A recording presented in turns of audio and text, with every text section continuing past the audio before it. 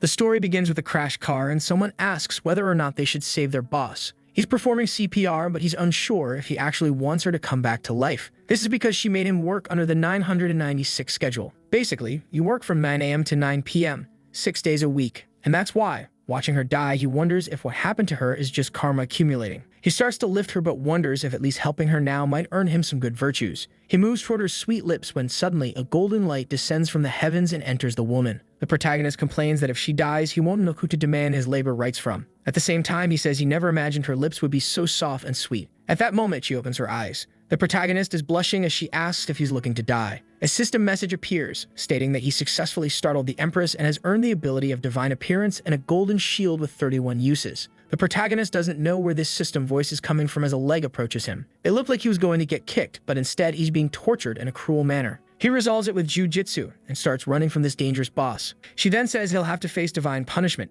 but the protagonist is confused and asks what's going on. He tries to explain to her that she just fainted because she hit her head and asks what she thinks she's doing. Lin finds it strange that she can't use her true energy. Being crushed in a cruel way, our boy says she better go to the hospital, especially since the ambulance won't arrive quickly. He still needed to return to work, but it would be nice if she paid extra for everything he'd done. However, Lin is staring at her hand, confused, not knowing where she is or why it seems all her energy has disappeared. Some time passes, and we are at the protagonist's home. He was arriving from a tiring day at work and wanted the rest. As soon as he enters, he finds his chubby friend in his natural habitat and asks if there's any food left. However, the friend only asks if he was drained by the evil boss. But suddenly, his friend seems startled and drops the can he's holding. The protagonist, confused, asks what the problem is. The boss had entered the house and asked if this cage was what he called an apartment. The protagonist wants to know what she's doing there, while the chubby friend says he should give notice before bringing a girl over. However, the boss is confused and says that if he's not careful, he'll suffer divine punishment. The friend is also confused when suddenly she grabs Louis's hand and tells him to come along.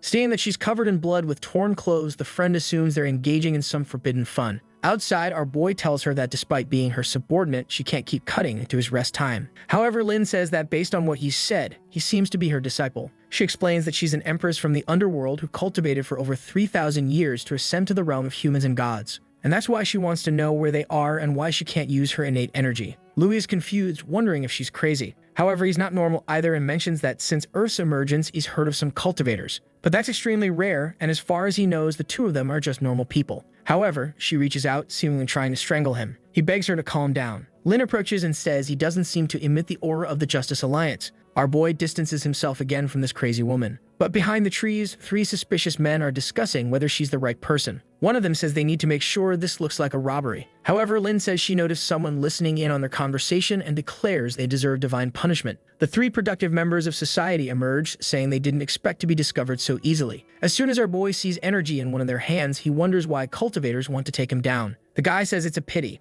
but the young man saw things he shouldn't have and lunges at him, telling him to go to hell. However, that's when the golden shield he had received activates. The men are thrown against the tree and wonder how this is possible. The system appears again, saying that because he caused damage, he will receive some beginner cultivation packs. Yui is confused by these voices, and Lin says she'll have to teach her disciples never to let an enemy escape alive and that she will finish off these insects. She kicks her leg upward, making the man disappear, and says that sometimes physical strength is enough. Meanwhile, Yui realizes he has indeed received the little system. Moreover, it seems connected to this strange woman in front of him, who he's sure is not Miss Lin. Back at home, his friend decides to leave the apartment to him for the night and go sleep at an internet cafe, but he warns Yui to keep quiet to avoid getting scolded. The friend says he can't believe Yui brought this woman home, and Yui is thinking the same thing. He then tells her to come in and make herself comfortable and apologizes for the mess. She sits down, saying she doesn't care about trivial things, even though her disciples tend to be strict. Yui goes to the fridge and asks her what this business is about being an empress who crossed worlds. If this is truly possession, then what happened to Lin Mia's body? She explains that she was in the middle of a tribulation to evolve when she got caught in a battle with the Justice Alliance. Suddenly, in the midst of the fight, she ended up here powerless. Yui says she's constantly mentioning this alliance and asks if, by chance, they are enemies. The Empress responds that those guys are a bunch of hypocrites pretending to be righteous, but are utterly disgusting. And since they want to fight her, they deserve to be turned into a river of blood. Yui, standing by the fridge, thinks this woman sounds more like a terrorist. He then gives her a glass of water to drink. She tells him to take a look at how this world works. He explains that in his world there are things like magic and extremely advanced technology. The boss watches some Lolitas performing magic. She seems impressed by the power until Yui shows her spaceships blowing up planets. He warns her to be careful because there are people in this world who could destroy her, and the entire planet with a flick of a finger. Staring at the images, she asks if that's really possible. He confirms it, saying she needs to understand that personal cultivation won't stand a chance against these forces. That's why she should never harm anyone, or the consequences could be very serious. She suddenly stands up and says the energy in his world seems very scarce. She places her hand on his forehead and says that the boy's aptitude is one of the best she's ever encountered. Yui suspects it must be something related to that system. Lin explains that if he were in her world in 300 years, he would reach an extremely high realm. Suddenly, his phone rings. He answers it while thinking all he ever wanted in life was to be an ordinary worker and make a little money. It turns out to be one of his colleagues saying that if the bugs aren't fixed by tonight, he doesn't even need to show up at the office tomorrow. Frustrated, Yui says he's not an artificial intelligence that doesn't need rest. Even Lin comments that working so late is no different from slavery. She mentions that in her world, once a bridge repairman did something similar, so she cut him into pieces. Yui is confused because she mentioned it so naturally. She then says that for something as simple as that, she was called a murderer, which doesn't make any sense to her. Turning around with a smile, she says it doesn't matter because those guys can't defeat her. Yui thinks to himself that she doesn't seem like such a bad person. He says she's at least a dystopian warrior, someone who fights for what's right. He then asks if her phone is still working because it's essential for daily life. She reaches into her pocket and questions if it's really that important since she doesn't feel anything magical about it. She hands him the device, asking if that's what he means. The protagonist says that this expensive phone is really good because after the car accident, it's still intact. He then grabs her wrist, saying that now he'll show her how to use it. He takes her fingerprint, touches the screen, and explains that this is how you unlock a phone. However, Lin turns red, calling him a pervert who needs to be punished. In the next scene, a delivery arrives for him. The boss asks why the air smells so spicy. He invites her to eat some meat with him, and she watches curiously. She puts a piece in her mouth, gets startled, and says it's much less dangerous than she imagined. She comments that the meat feels like a dragon's breath. She asks if people really eat something like this, and he asks if they don't have anything similar in her world. She explains that they do use spices there, but nothing as spicy as this. He smiles and says it's amazing how different civilizations can be. He picks up what seems to be a Coke and says that even though it looks like poison, it'll help with the flavor, and it's quite tasty. He takes a sip to show it's not poison, and she drinks after him. However, she seems not to like it, leaning back and saying it gave her a strange sensation in her mouth and a tingling in her stomach. He warns her to be careful because if she drinks it all at once, she'll burp. Apparently, she burped. She says it has a bitter and sweet taste at the same time, which is very good. She imagines her disciples warning her about poison, but she replies that they shouldn't be afraid because this poison will only temper her body. By temper, she doesn't mean to grow stronger, and the disciples are all happy. He asks if it's really that good. She explains she was just reminiscing about some good stories from the sect. As he's about to put the food away, she grabs his arm, saying he doesn't need to worry because she'll develop tolerance. Yui warns her to be careful because toxins can accumulate. Excited, she says that an empress can't be afraid of something so simple. She takes another bite, but in the next scene, she's claiming it's not that spicy after all. A while later, in her peculiar way, she asks what his favorite drink is. Meanwhile, he's telling her to stop being stubborn. His phone rings again and he answers it. Obviously, it's another scolding from his boss, asking why he hasn't fixed the bugs yet. The boss warns that if it's not done by tomorrow morning, he might as well never return. But Yui is confident since this guy answers to Miss Lin. He looks over and sees her. Even though the soul isn't the same, the body is. The scene shifts to the next day. Yui explains how everything works in the world. She responds that she already understands the elevator is a kind of staircase that moves on its own. The protagonist praises her and reminds her that everyone will call her Boss Lin. She assures him she understands and tells him not to worry. However, as the elevator doors open, a blonde guy walks in complaining that Xiao Kiki is so cruel. He approaches her and says he heard about the accident but is glad to see she's doing so well. He offers her the special breakfast he made just for her. At that moment, she turns to Yui and asks who this person is. He explains it's a guy named Gu Shonam, her former suitor. He's the son of the building's owner, and everyone thinks he's an idiot. The blonde guy turns to Yui and tells him that next time he'd better leave her alone in the elevator since someone as smelly as him shouldn't be near her. But he's completely ignored as Yui suggests they hurry to the office. A chubby guy comes running, saying it's good that the boss has finally arrived. He advises her to fire Yui because yesterday he didn't finish the work and only badmouthed her. Yui leans into Lin's ear and tells her it was this guy who kept calling him in the middle of the night. Lin turns to the man and says that, as far as she knows, the one ruining her reputation is him. The man, embarrassed, says he would never do such a thing and insists Yui must have lied to her. She then says that she spent the whole night with Yui, so she knows very well who's lying. The blonde guy is utterly confused by this situation. The protagonist realizes she just poured gasoline on the fire, but the system detects that he shocked some nearby people and grants him a few martial arts skills. The scene shifts to the president's office. Yui tells her not to worry because getting through this login won't be difficult for him. As soon as he accesses it, he'll know exactly where she lives and then she can go home. However, the Empress asks why he's helping so much. As far as she knows, the previous owner of the body wasn't very kind to him. Yui replies that he's a good young man who loves helping others, But in reality, he knows that if he commands the Empress, he'll basically be an emperor. Plus, it'll be great to see that chubby guy get what he deserves. And finally, he can't abandon her to die after what happened yesterday. She remembers being attacked and asks what this business about dying is. But Yui completely ignores her and says the food the blonde guy brought is really good. He brings over the dish and asks if she wants some more. However, she remembers yesterday's spicy food and says that red dish must be too fiery. She rolls to the side, refusing to eat it. Sometime later, they leave the room and the chubby guy is holding 3 buckets, asking if he hasn't been punished enough. But she responds that he should already be happy to be alive. If he complains one more time, he'll earn 10 more hours on the clock. Shannon then approaches and asks why Yui was in her office. He warns her to be careful because that guy is poor, unrefined, and stinky. The Empress glares at him. Shannon apologizes, wondering why she's giving him that look. Yui then thanks her, saying that breakfast was delicious. He walks away with the boss, saying they have private matters to handle. Shannon obviously wants to know what those matters are. Yui remembers that he needs to shock people to earn system bonuses, while Shannon thinks Yui will have to pay for what he's doing. The scene shifts to a luxurious neighborhood at the Shanshu mansion. Yui compliments the Empress, saying she's getting the hang of using a phone. The door opens and she says adapting to the new world comes naturally to her. Upon entering, the protagonist comments that the house is as luxurious as he expected. He talks about the kitchen appliances and says he'll teach her how to use them later, but she says there's no need since she's never cooked in her life. He then shows her the bathroom, and she remarks how strange it is to do all hygienic tasks in the same place.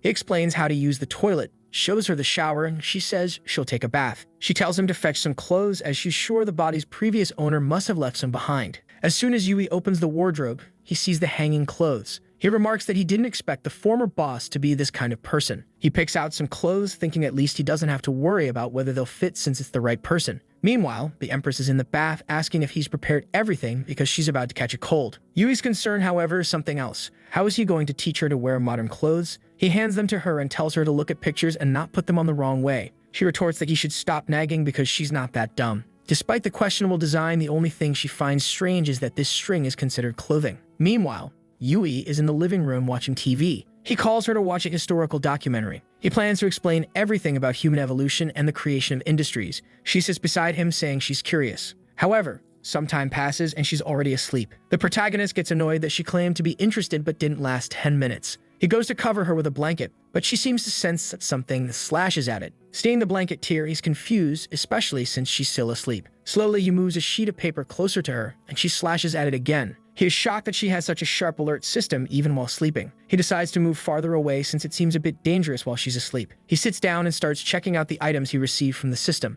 Then he begins practicing one of the fist techniques he obtained. The name Heavenly Fist of Dal sounded very pretentious. He assumes a few combat stances and feels as though his body is burning. His chest tightens and his heart feels like it's about to explode. She approaches him and says that if he continues at this pace, he'll eventually die. She doesn't know exactly what he's doing, but the better the technique, the riskier it is. Even though he has talent, his foundation is very weak, which just stresses her out. Essentially, he's too weak. The poor guy feels crushed. She says that now that she's had a little nap, she's full of energy. Yui was about to comment on her attacks when his phone rings. It's one of the bosses asking for help with some company files. The protagonist responds that he had taken Miss Lin home and would return to help soon. He tells her he'll try to come back at night, and she asks why he doesn't just stay by her side to help with the tedious tasks.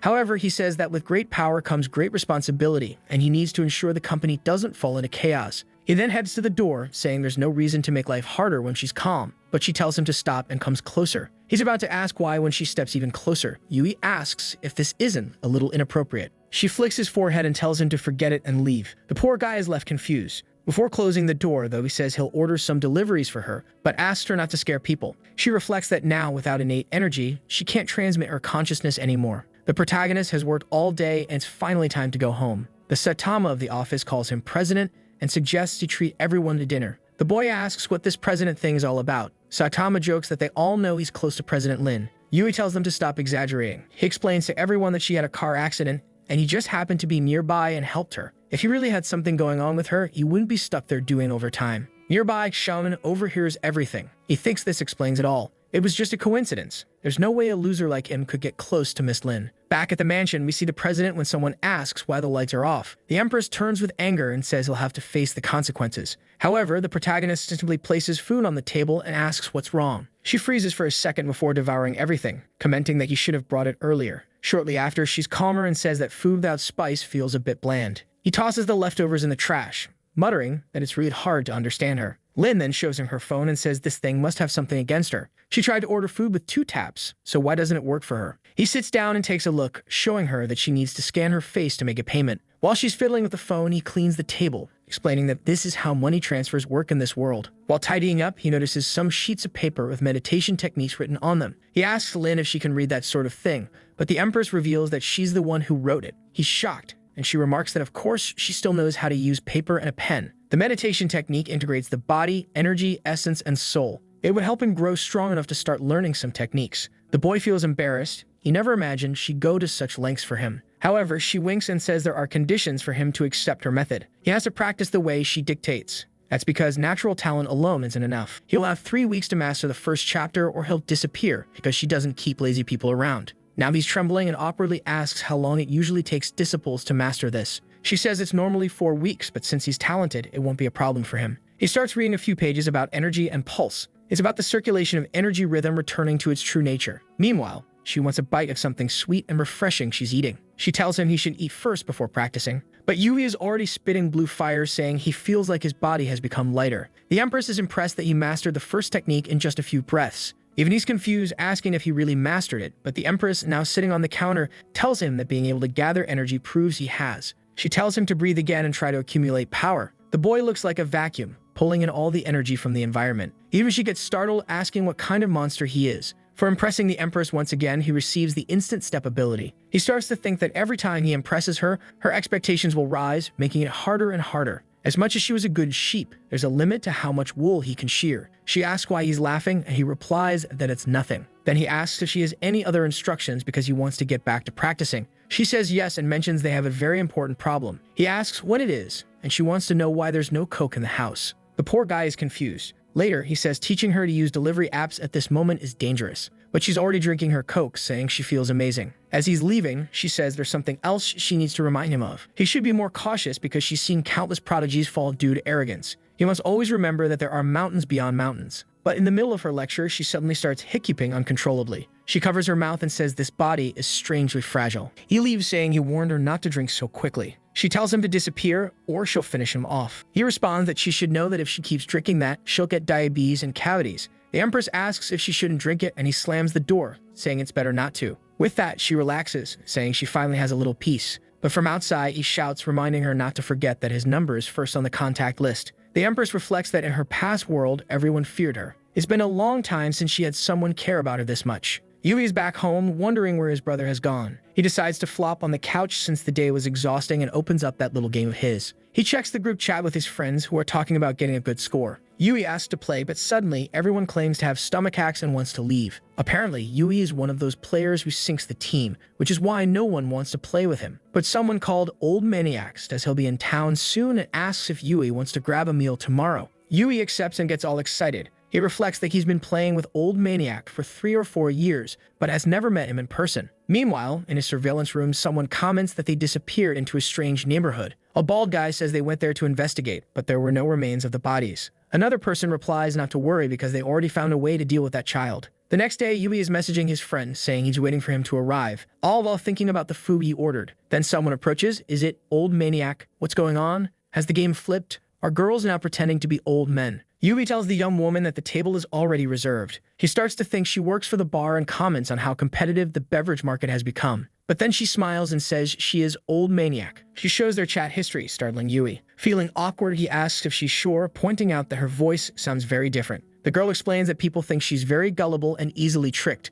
which is why she prefers to pretend to be an old man online. She says the one who introduced her was someone named Ling Ji, her sister. Yui comments that now it makes sense why he sometimes heard a woman's voice on Old Maniac's microphone. Feeling awkward, she asks him to stop calling her that and says her name is Xiao Tu, and she'll be living in this city for a while. Later, by a lake, he asks if she isn't afraid of him since she came alone. She says he's overthinking because she feels safe, having trained since childhood. She's confident she could handle 3 or 5 guys on her own. Our boy says he understands, but he's still not used to the fact that his online friend turned out to be such a beautiful girl. She gets flustered, asking if he's talking about her, and starts lightly hitting a wall, telling him not to say such things without thinking. However, the girl is so strong that she causes the structure to collapse. She rushes to save him, and he thinks that dying like this wouldn't be so bad. And with that, she falls right on top of him. How many ribs broke? 1, 2, 3, 4, 5 of his ribs. She apologizes, explaining that she has a special physique with superhuman strength and dense bones. She never imagined that falling on him would cause so much damage. Our boy prepares a technique and tells her to calm down, assuring her he can handle it. He reflects that it's a good thing he practiced those techniques,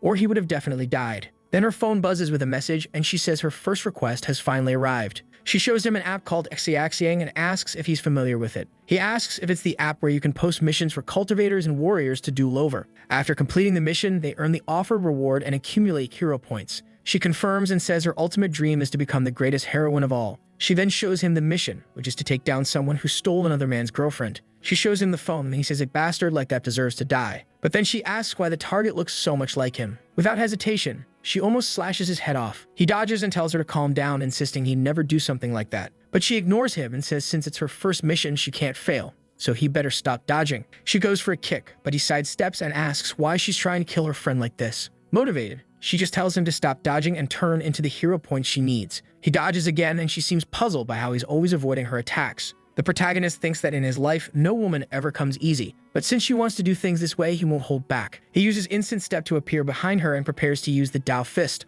almost blowing her away. She realizes she made a mistake trying to kill this guy. With that, she gets scared, and he earns the Soul Shock technique. This ability stuns the opponent, making them obey him for a while. Xiaotu says her grandfather always told her that China has many hidden dragons, and now she sees there's no way she can defeat him. Yui tries to comfort her, saying not to worry because he's also been training since childhood. He says he only won because he caught her off guard, but she says she doesn't believe that, pointing out that the way he dodged her attacks was strange. She says she'll need to check him out, and he asks what she means by that. She starts poking his body, saying that if he's been training since childhood, there should be some marks. She lifts his shirt, telling him not to resist because he doesn't have a choice. Later, she asks what's going on because he's only been practicing for 3 months. He admits he thought the abilities he learned were special but never imagined they'd be this powerful. Of course, we know he's only been practicing for 3 days, but he decides not to tell her that. Xiaotu says with such talent, she can't wait to see what her grandfather thinks of him. Yui asks if she can figure out who was trying to kill him and assures her that she can trust he believes in true love and would never be disloyal.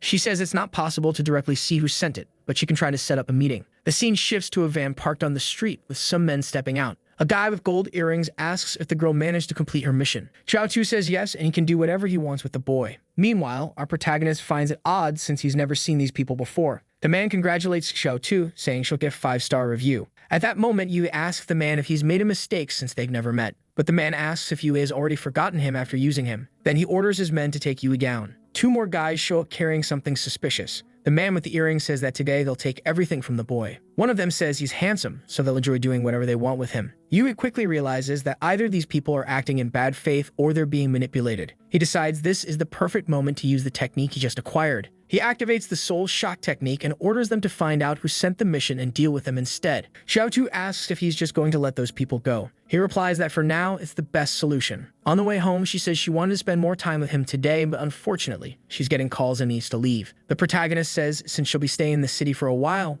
they can meet again later. She waves goodbye, saying they'll see each other soon. He watches as she gets scolded by her sister, wondering what his other friends will think when they find out the old maniac is a girl. Just then, he gets a call on his phone and remarks that she's finally learned to use the device. He answers in jokes that if she's been kidnapped, she should cuff twice. But the Empress responds that using a communication artifact is easy for her. She bluntly states that she wants him to accompany her to buy some clothes. In the next frame, they've already arrived at the store and Yui is handing money to the taxi driver for the trouble Lin caused. When he suggested they stop a taxi, she kicked one of them, saying she was just following his instructions. He sighs and says whatever, then asks why she suddenly wants to buy so many clothes. She replies that she doesn't feel like wearing someone else's clothes forever. The store clerk asks if he's there to buy clothes for his girlfriend. Yui knows this is a sales tactic to charge more later and clarifies that he's just there to carry her bags. Some guys nearby comment that it's impossible for someone like him to be dating a beauty like her. The clerk brings out a light dress, saying she'll love it, and then shows a Gucci jacket, claiming it never goes out of style. She asks Yui what the clerk is talking about. He explains that each outfit in his world is suited for different situations.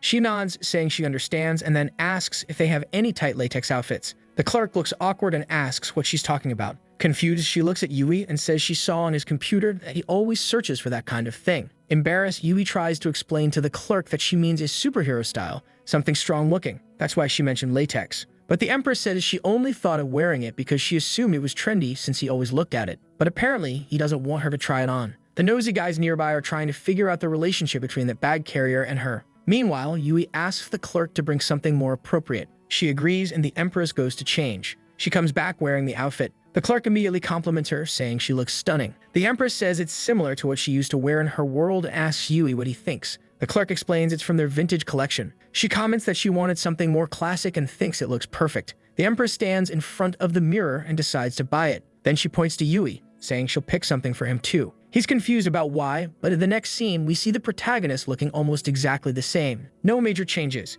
However, the Empress, who seems to grow more confident by the minute, tells Yui that he looks quite stylish. He asks why she insisted on buying something for him too. She explains that the Lin family sent a message about a banquet in a few days. She makes the payment and says she thought it would be a good opportunity to learn more about this world. That's why she invited him to accompany her here. But then the cashier says her account doesn't have enough balance. Yui finds this odd considering the Lin family account should have unlimited funds. He then offers to pay for it himself. He knows he'll need to live frugally for 2 months, but he feels it's worth it. Except the total came to 38,000 and the boy is devastated. Later, she's trying another drink and comments that it's bland compared to Coke. Yui tells her he checked her account and noticed a large transfer to a public account. To resolve it, they could contact manager Zheng, but she says she's not particularly worried about money. He explains that money is quite valuable and questions if she truly doesn't care. She replies that if he's so concerned from now on, he'll manage her money. He's confused and asks how he's supposed to make his own money. That's when she says that all the money she has will also be his. He's immediately overjoyed considering her wealth, but realizes this means it'll belong to her from this moment on and can never escape. Blushing, he says he understands but adds that there are still a few things to clarify.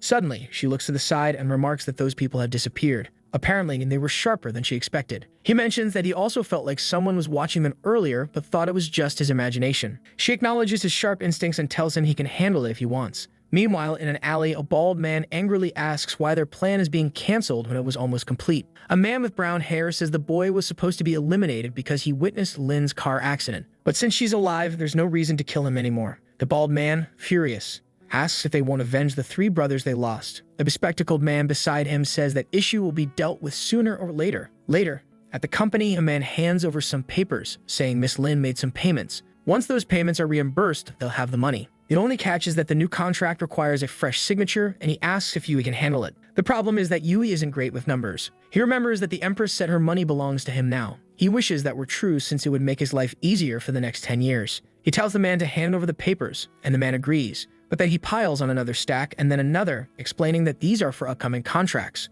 The chubby man offers to help, commenting that there are indeed a lot of them, but Yui doesn't want to be tricked and decides it's better to handle it himself. He asks if he just needs to compare the orders in the system. The man confirms and leaves, saying to call if he needs help. Outside, Shonen asks how it went. The man responds that Yui doesn't trust him. The two laugh oddly, saying that's perfect. If the chubby guy had handled the files, he could have been blamed for any errors. But now that Yui is doing everything alone, he'll be the only one held accountable, especially since he doesn't realize the lists on his desk are all wrong. Obviously, it'll take him forever, and he'll still mess everything up. Shonen praises the man, saying he did a great job turning the tables. The chubby guy comments that since the company is going through a tough time, if Yui makes mistakes, he'll definitely be fired. Even if the president wants to keep him around, they can convene a shareholder meeting and he'll inevitably be expelled. The blonde man says that as soon as they release the explicit video they recorded of Yui, he'll be ruined. But then the secretary appears, saying there's a group of people who want to talk to him. The men from the alley arrive, holding something dangerous in their hands. The secretary asks if he knows them. He says yes, so there's no need to worry, and he tells her not to interfere or call the police no matter what happens. She reassures him that she'll keep the secret. Shonen approaches the men and tells them to talk upstairs. Meanwhile, the secretary wonders what they're planning. As soon as the door closes, she hears a lot of strange noises. Shonen is shouting, saying that it won't fit in this space. The secretary thinks he might be in danger, but remembers he told her not to interrupt. Suddenly, a moan is heard from the room, and she comments to herself that the rich really know how to have fun. Back to Yui, the poor guy is exhausted. Nothing is adding up, and the system's data seems wrong. He decides to recalculate, convinced this time it'll work. Just then, his phone rings. It's the Empress, scolding him and demanding to know why he hasn't come home yet with food. Feeling awkward, he asks why she didn't just order delivery since it'll take him a while. But she warns him he has 1 minute to be at the door or he'll get a beating. The scene shifts to a restaurant. The Empress comments that the food in this world isn't bad at all. Yui asks if she wants to try some pork intestine noodles. She immediately refuses, so he questions why she hasn't mastered the delivery app yet, or maybe she has and just wanted to eat with him. Out of nowhere, she chokes but quickly changes her expression, claiming there were too many options on the app so she couldn't decide. He says he understands, and she sits down asking how work was today. He explains that he was reviewing some financial papers, but nothing was working out. She suggests it might have been a lack of focus,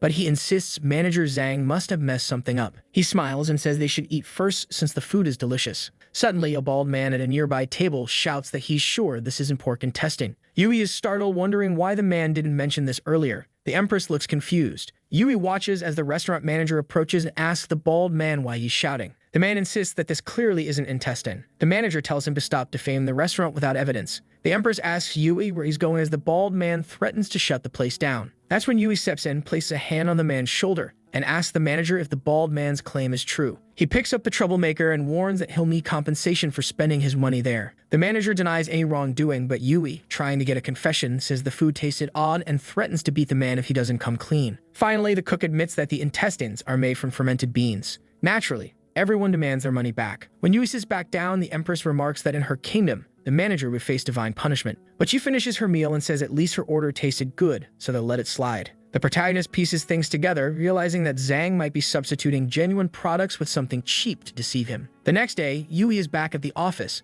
Zhang approaches and asks if he finished the documents. Yui replies that he has and already sent them to the investors. Suddenly, Zhang exclaims that this is terrible news. He apologizes, claiming he made a mistake. He forgot to update the supplier list and used old pricing. He shouts for everyone to hear that if Yui signed and sent those documents, the company will lose millions. Some other employees join in, saying this will impact the entire company. Shaman shows up, asking what mistake Yui made this time. However, it seems Shaman had a rough night. He's visibly in pain, clutching his lower back. Zhang asks if he's okay. Our boy just smiles, saying he's curious about all this commotion. Shannon then says that because of Yui's mistake, no one in the company will get their bonus this month. The rest of the employees get angry, saying they were counting on that bonus. The blonde man says that since Yui is now the president's representative, he'll have to explain this to everyone. Yui then reveals that all the contracts had been sent with the correct prices, so there's nothing to worry about. Shannon looks confused by this no-problem claim. Yui shares the numbers, telling them to take a look. When Zhang checks, he confirms that the numbers are indeed correct. Yui then points out that Zhang's mistake almost cost everyone their bonus, so it's only fair that he provides an explanation. Embarrassed, Zhang admits he made a big mistake, but thanks to Brother Liu, the company avoided a major loss. Shaman interjects, saying that although Zhang made an error, no real harm was done. That's when Yui stands up and says Master Xiaonan doesn't seem to be feeling too well. He places a hand on Xiaonan's shoulder, shoves him into a chair, and tells him to sit for a moment. Yui adds that he's more curious about why all the company's money is in Xiaonan's account. The employees shout, saying now it makes sense why their bonuses have been disappearing. Xiaonan tries to lie, claiming he has no idea where the money went and that he wouldn't even invest in this company if it weren't for President Lin. But Yui just tells him to stop lying. Cornered, Xiaonan admits he remembers now. It was Zhang who transferred money from his account because he needed it. He insists they just need to talk to Zhang to get the money back. Yui remarks that it's great to see his friend Xiaonan repenting for his mistakes and exposing the cowards. But Xiaonan, seething with rage, mutters that he wants to kill this damn guy. Meanwhile, the employees grab their keyboards. Yui tells them they know what to do. Naturally, the manager gets beaten up, with everyone shouting that this is why they always have to do overtime. Our boy then gets a message from the Empress, who as usual is starving. That's when he remembers that today is the Lin family banquet. The scene shifts to the Lin family mansion, where a man named Lin Wei is getting ready. He's the brother who previously tried to kill the Empress. A maid approaches him, informing him that the guests have arrived. Then the protagonist and the Empress appear. Yui comments that the place is truly a spectacle. However, she doesn't seem impressed and asks if the Lin family isn't supposed to be more prominent. Yui says that to him. The party seems very luxurious. But she retorts that she doesn't see a single can of Coke around. At that moment, Wei approaches the Empress and says their grandmother was worried she wouldn't attend. She completely ignores him. Confused, Wei asks why she's not speaking and why she's acting so distant toward her brother. Yui steps forward and explains that she hasn't been feeling well since the car accident. Wei asks who he is. The protagonist introduces himself as the president's assistant. Suddenly, Wei offers her a glass of wine and points out that the heads of Pan Industries and Fixu Industries are nearby. He suggests she go entertain them. With that, he leaves. The Empress asks Yui who that man is. He explains that in theory, he's supposed to be her brother, but he's not entirely sure. What he does know is that this guy is under 30 and already the head of the Lin family. The company she owns is just one branch of the family's holdings. The Empress says the place is boring and has an atmosphere she doesn't like. She then looks at the glass of wine and comments that at least it looks good. Before Yui can stop her, she drinks it all. Immediately, she asks if that was alcohol and why it's so strong. Yui explains that modern distillation techniques have improved a lot, so the alcohol is much stronger. She looks a bit disheartened, wishing for a Coke. Yui notices a blonde passing by with a tray and asks if there's any Coke around. She says no because high-end VIPs only drink this kind of cocktail. The two laugh, wondering what kind of bumpkin would want Coke at an event like this. One of them says not to say that. He might be so important if he's attending this event. But the other replies that it's impossible, and he's probably just a kid Miss Lin brought along. After all, she's already heard rumors that Lin Maok is expected to marry someone from the Pan family at this banquet. Now Yui understands why the Empress was invited to this. He notices that in the meantime she's been called to a table. A man with purple hair says that the higher a woman climbs, the less she's worth. Another man sitting across from him says that's a harsh thing to say and suggests he drink instead. But the purple-haired man asks if he's wrong, saying a woman should focus on staying beautiful and finding a good husband. The other man asks if he has someone in mind. He replies that he's not very interested after seeing his father's 12th wife run off with his money. However, he mentions that his father is still strong, only 60 years old and ready to have more kids. He tells the Empress that he's always advised his father that low-class women aren't worth it. But someone like her from the Lin family must have blood good for something. He places a hand on her shoulder and asks what she thinks of his offer.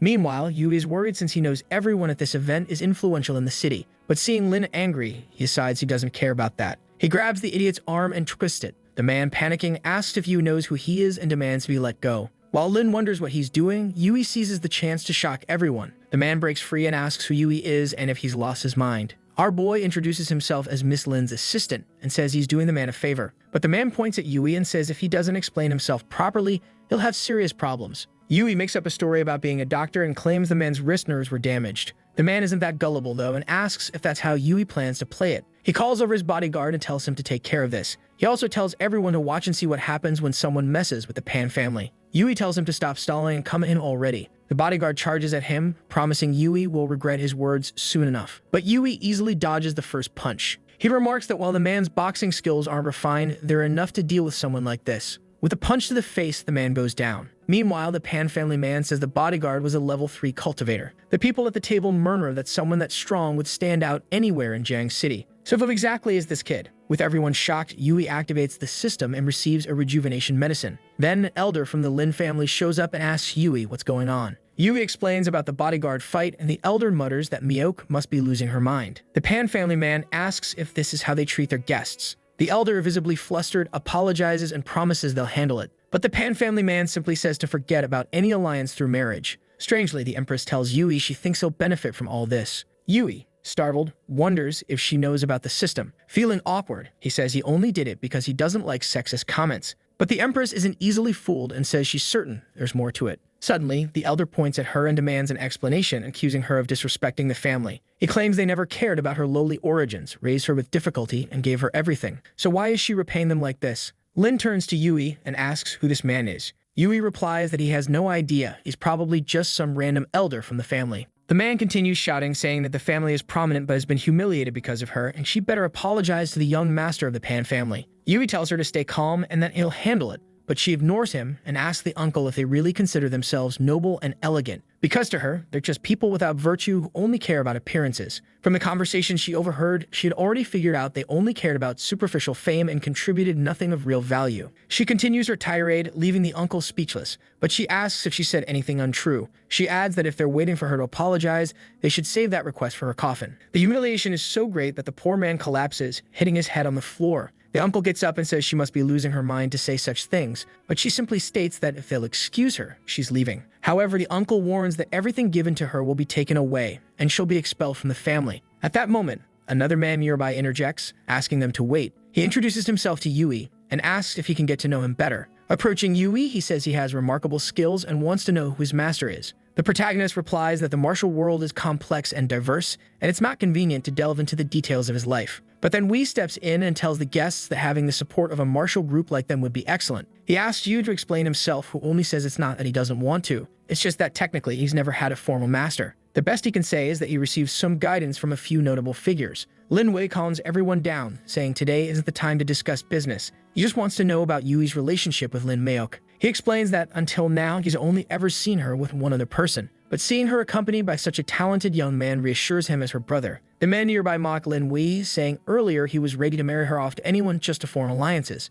The Empress says she's tired of all this chatter and that it's time to leave. They head out while Wei waves them off, saying he won't interfere any further. Suddenly, a waitress approaches, saying someone's phone is ringing. But Miyoka notices something, points to the waitress, and tells her to come closer. She orders her to buy 5 cases of Coke, not just for her home, but for all the Lin family residences. Her brother looks confused, trying to figure out what she's doing. Miyoka tells him to ask the waitress why she was whispering about the guests.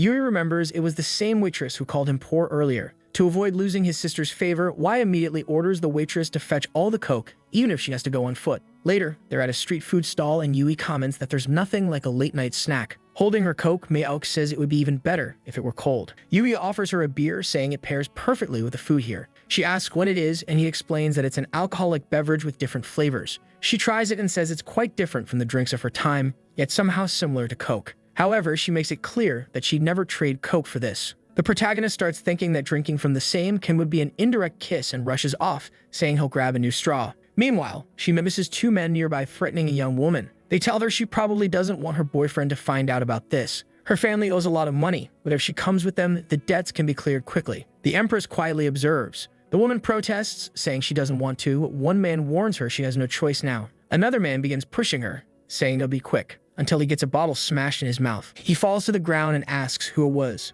It was the Empress, who asks if he wasn't in the mood for a drink. The men approach, saying that the wretch is pretty bold, but watching her eat, one of them comments that drinking with her would actually be a good time. 10 seconds later, he's fleeing in desperation, calling for help. Everyone is beaten up, and the poor guy is crying that the woman is a monster. But she steps on him and asks why he's leaving so soon. She says she was only going to press all of his meridians and drain his energy, or maybe force his body to accumulate internal energy until it exploded. The poor man is sobbing, saying he just wants to escape from her. Yui approaches and asks what they did to provoke her. She replies that it was nothing serious. She just wanted to teach them a lesson. Meanwhile, the schoolgirl thanks them for saving her from the loan sharks. She explains to Yui that she was being threatened when his friend stepped in. The shop owner interrupts, wanting to know who will pay for the damage. Suddenly, the police arrive. As they start arresting the men, they accuse the woman of breaking everyone's bones. Yui knows this could cause problems and asks the girl if she can testify to what she just told him. But she runs off, saying that if she does, her family will get into trouble. The Empress says it's no problem. Yui retorts that it's easy for her to say, but everyone else here will claim she's guilty. As the police approach, she explains that in situations like this, all they need to do is tell the truth. But Yui grabs her arm, saying that won't work this time, and bolts, yelling that if they stay, they'll be in big trouble. Meanwhile, the poor shopkeeper is left waiting for someone to pay him. Later, while resting on a bridge, Yui remarks that it's a good thing he practiced those techniques, otherwise, he wouldn't have been able to run all that distance. He's convinced she wasn't the villain in this story, but thinks she needs to be more cautious. We then see a glimpse of the Empress's past. Yui explains that in his world, false accusations are commonly used to ruin people. Rumors are always a mix of truth and lies. Since she doesn't like explaining herself and has some ignorance about the world, she'll always end up in trouble. At the rate things are going and with the problems she's causing, she'll become the villain of this world. She simply responds that she doesn't care and isn't very interested. Yui declares that from now on, he'll keep an eye on every word and action she takes. If necessary, he'll ensure she doesn't encounter any problems. Suddenly, the Empress throws herself onto Yui and asks if he wants to go with her to the world she came from. Blushing, Yui asks what she's talking about. She moves closer, grabs his face, and reveals that the true Empress's name is Kamying. In the next scene, they're entering Yui's house. He notices something blonde on the couch and wonders who it is. But as he gets closer, he's startled to find his friend left an inflatable doll on the sofa. He tells her to wait a moment while he cleans up the space. Later, she sits down and he asks about calling her Kamying. The Empress explains that within her body, there's another soul connected to hers. So the body of Lin Meo contains the Empress's soul, but the Empress's soul is also linked to another one. Apparently, at this moment, that connected soul has taken over Kamying's place. She explains that because Lin drank alcohol, the connected soul was able to assume control. She grabs his face and says that if he can help Kamying, she'll owe him forever. She offers to pass all the knowledge she has on to him. Unlike the knave witch that is the Empress, she claims to possess immense knowledge. Yui is still confused, trying to figure out where this lunatic is heading with this. He asks how he can help her. She says she needs help removing the seal on her shoulder. Grabbing his arm, she tells him she'll teach him the technique to remove it, or at least lessen its effects. Our boy says it's fine. He'll try to help, but she doesn't need to worry about paying him back in any way. He asks if all he needs to do is strike the seal with energy, and she says yes. Instead, he strikes her to see if she'll faint, muttering to himself that this body-swapping business is getting out of hand. The scene shifts to the Lin family knocking on the door of a house.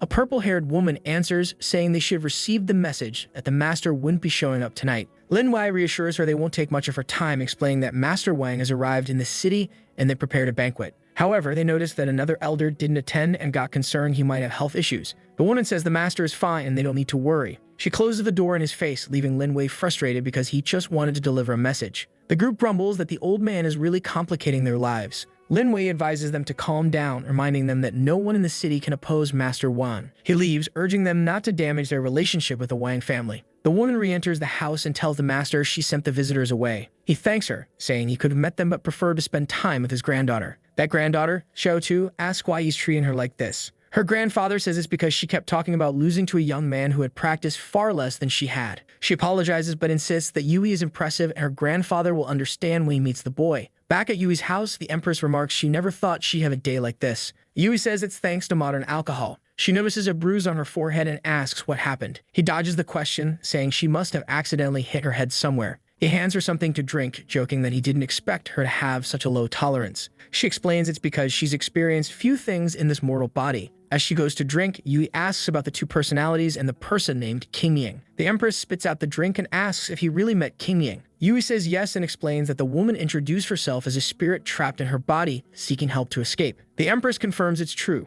Qingying is a spirit she imprisoned in an artifact to continue strengthening it. Yui asks if she's serious and wonders how someone steals another person's spirit. The Empress explains it involves peeling the person's skin while they're still alive, extracting spinal fluid, and using endless torture to separate the soul from the body and seal it in an artifact. She then asks Yui if he regrets saving the wrong person. He relaxes and says no, he made the right choice. At least by helping her, he knows what she wants. But with Qingying, he has no clue what her intentions are. The Empress says he made a wise decision because if Qingying had awakened, she would have killed him. Yui wonders what she's talking about and why he feels like she's deceiving him. Now she complains about pain in her shoulder and Yui, ever opportunistic, offers to give her a massage. But then his friend Wu walks in, sees the two, and accuses Yui of lying about working late when he's clearly home. Wu notices that Yui brought the Empress and immediately says he'll leave so they can have the place to themselves. However, he grabs Yui before leaving, asking if he's doing adult things in front of the doll on the couch. Yui shoves him away, telling him to stop leaving the inflatable doll lying around. The Empress, meanwhile, is calmly eating the food Wu brought. Wu asks if she's really Yui's boss. When Yui confirms it, Wu starts enthusiastically offering her things. He rummages in a drawer and asks her to wait a moment. Pulling out a suspicious bag, he says it contains some sweets he bought 3 days ago and wants to give them to her. Yui asks why Wu hid the sweets inside a dirty sock. The Empress watches them argue, saying it seems oddly familiar. Later, Wu was on his knees pleading with Yui, saying he wants to attend a famous celebrity's show tomorrow. The problem was that the tickets were sold out, but Wu knew she worked for the Lin Corporation. Yui tells him to stop following these internet celebrities, reminding him of the last time he maxed out his credit card. But Wu replies that Yui will never understand what true love is. He claims he supports her without expecting anything in return. Yui only responds that he knows his friend too well. Wu then shows a picture of the artist and promises not to worry. He'll make sure Wu gets a ticket. Sometime later, the Empress is writing some talismans. Wu asks if she's crazy, and Yui casually explains that she went to the Longhu Mountains and enjoys doing this. Miok hands him one and tells him to inject true energy into it. But Yui, being cautious, wants to know what it does first. She explains that it's something simple to help him gather more energy. Since he's about to advance, it could be very useful. He asks if the heavens will punish him for using it, and she replies that he's far from being important enough to attract that kind of attention. She then stands up and says she'll also cultivate as she can't afford to waste time. Yui thinks this is the perfect chance to go see internet celebrity with his friend. The next day, the event is happening. Dong from work, the obvious scapegoat, was the one who got the tickets for Yui. He hands them over and leaves, telling Yui to have fun. Wu thanks him, calling him a true brother.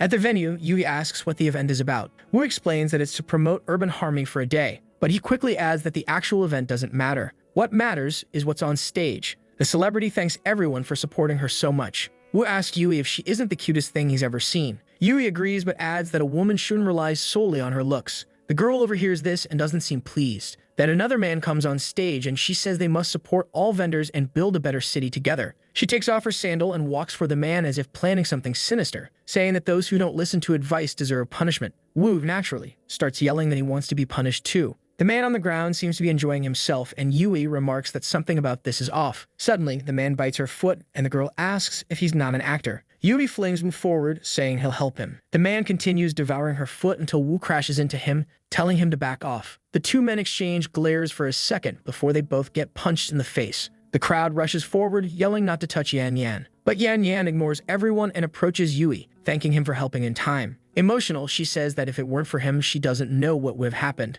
Wu, already smitten, murmurs that her charm is hard to resist. However, the people nearby notice someone else holding her hand and rush forward, telling Yui to let go. Yui tries to explain that something's wrong, but he also can't seem to let go. Yan Yan asks if she's stronger than he expected, while Yui wonders why she's messing with him. She finally releases his hand and says she's sure he can handle it. But Yui doesn't want to get involved in this madness and bolts. Later, he's in an alley, exhausted from running away from these lunatics. That's when a man in a suit appears, saying he's finally found him. Yui asks the man to be reasonable, explaining that he didn't do anything wrong. It's Yan Yan who's crazy. But before he can finish, the man nearly slashes his throat. Yui asks who he is, but the man is more interested in how Yui dodged the attack. Now he's convinced Yui is involved in the death of the old man's son. Yui realizes the man has the same energy as those who attacked him before. He charges at the man using instant step to get behind him and landing a punch that sends him into the wall. Yui approaches, one hand in his pocket, and says he left him with a few intact ribs because he needs some information. Suddenly, Yui is nearly hit by a black orb and thrown back. A bald man appears and asks why Yui is so fast. Two others show up behind him, saying it's better to eliminate them together and split the reward later. Yui isn't sure he can handle 3 opponents at once. Just then, Wu shows up, saying he's finally found him and thanks him for throwing him onto Yan Yan. But then Wu notices all the men surrounding them and asks if he arrived at the wrong time. The bald man replies, "No, you came at the perfect time." Wu is almost crushed, screaming for help and asking what's going on. Yui lands a hit on the bald man but knows things just got harder since he now has to protect someone else. He tells Wu to run toward him, but 2 more men appear, declaring no one will leave alive. Suddenly, a cloud of smoke fills the air. In the confusion, one of the men accidentally knees his ally. He apologizes and the other tells him to be careful. Looking around, they can't find where Yui and Wu went. Yan Yan suddenly appears and rescues Yui. A while later, they're all exhausted and Yan Yan says this spot is safe enough. She explains that those men are from the Martial Legion but wouldn't dare to pursue them here. Wu is sprawled on the ground, muttering that he can't believe he was saved by his goddess. Yui introduces himself to Yan Yan and says he owes her a favor, but she simply asks him not to tell anyone about this because she doesn't want to gain a reputation. Wu, now smitten, wonders how he ever thought for a moment she might be a demon. Suddenly, Yan Yan changes her expression and asks if he can hear it. Yui asks, "Hear what?" She says, "Obviously, it's the sound of your heartbeat." She explains that he was just saved by an adorable, modest girl with a good heart who asks for nothing in return. Surely, you must be thinking she's perfect as a future wife. That's why his heart is racing. At that moment, Yui realizes this girl is insane. Later, at the park, Yui asks why, if she's so skilled, she didn't fight back against the guy on stage. She explains that it's company policy. She has to appear vulnerable and weak. That's the only way to be someone everyone wants to protect. Yui thinks to himself that his poor friend is always being deceived. He brushes it off and asks about the martial artists' legion. Yan Yan is surprised he doesn't know and explains it's a group of assassins who, of course, use martial arts. They're a well-known underground organization, but if he wants to know more, he'll have to attend more of her events. She offers him a discount if he does. She even says she'll give him 20% off if he decides quickly. Too late. Yui is already back in the city, realizing he needs to grow stronger because of this strange legion. He remembers Miyok mentioning he'll need a spiritual jade and decides to call her. She tells him to go to a jade shop, inject energy into the stones, and he'll know which one is spiritual. Before he can say more, she says she has to get back to her practice and hangs up. Yui remembers he earned a reward for shocking those guys in the alley. It seems to be a penetration technique, though he has no idea what that means. To test it, he uses it and looks at a woman, realizing it's a visual penetration technique that lets him see her skeleton. Unimpressed, he complains that the system seems to want to turn him into an orthopedic doctor. Later, the scene shifts to an antique market. Some men watch as Yui injects energy into jade pieces, purifying them in the process. The shopkeeper asks if he has some kind of jade fetish, since he's drooling over them. Yui asks about the price. The shopkeeper praises his eye for quality and says that piece of jade is worth 2 million. Awkwardly, Yui responds that the jade is still full of impurities, so he'll check out other places. As he leaves, he mutters that the guy robs customers more than a bank does. Suddenly, Xiaotu sees Yui and asks what he's doing there. He explains that he's searching for a jade amulet, and she says it's a coincidence since they are too. She introduces him to her grandfather, saying this is the guy she talked about the other day. Yui greets the old man, who introduces himself as Wang. Wang mentions he heard from Xiaotu about how strong Yui is and how he defeated her in a fight. For that reason, he'd like to invite Yui to a duel. However, Yui immediately wants to decline, saying the old man is exaggerating. Wang apologizes, saying he got curious and acted unpredictably. Xiaotu tells them they're leaving and says they can play when they get the chance. As Yui watches the old man walk away, Wang suddenly tries to punch him, but Yui is ready. Yui asks if Wang isn't too old to be using dirty tricks like this, while Xiaotu looks alarmed, asking what her grandfather is doing. Wang tears his shirt as his muscles swell, saying he won't let anyone steal his granddaughter's admiration. He tells Yui to prepare, as today he'll experience the strength of wisdom. They prepare briefly before Wang launches a flurry of punches at Yui. Xiaotu pleads with her grandfather to calm down, saying it's not that serious. But Yui replies that now he has to fight for his dignity. Wang compliments Yui's skills but says he's still far from deserving Xiaotu's admiration. Xiaotu runs off, saying she'll have to find Sister Link to stop this. Wang leaps at Yui, activating a flaming punch. Yui manages to block it but struggles to find an opening for a counterattack. Then he remembers the penetration technique. As Wang closes in, asking if Yui can't keep up, Yui combines the penetration technique with the celestial fist and lands a punch squarely on Wang's weak spot. The combination of techniques works better than Yui expected, and the system congratulates him, unlocking the penetration fist. Yui charges at Wang, saying it's time for a counterattack. Wang grins, saying they'll settle this with a punch. Yui notices that Wang's weak spot is on his shoulder, but unfortunately, Wang dodges. Wang mocks him, asking if he's running out of energy. Wang lands a solid hit on Yui's stomach, making him cough up blood and collapse. Wang dusts off his hands, saying Yui needs more practice. Time passes and Yui wakes up wondering what happened. Suddenly, a figure in peculiar clothing approaches. It's the Empress. She remarks that she never imagined he likes sleeping on the streets. Yui, embarrassed, gets up and asks why she's there. She explains she heard about something being refined in the furnace and wanted to check it out. She crouches dangerously close to Yui and starts unbuttoning his shirt. She says she's just checking for internal injuries and concludes he's fine. Standing up, she advises him to learn the lesson that not every enemy can be defeated.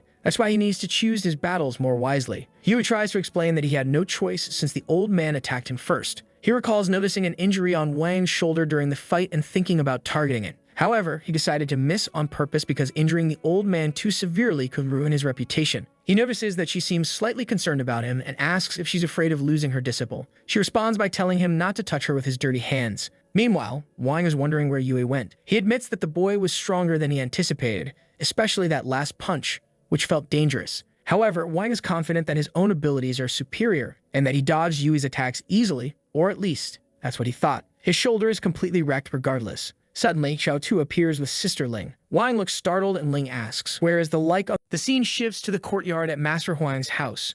Inside the room, the elder is taking care of Grandpa. Xiaotu is asking Lin if Grandpa will be okay, while the doctor explains that he has stopped the flow of energy and removed the danger of death. However, this shoulder injury is from an old illness. The grandpa, all poked up, tells them not to worry.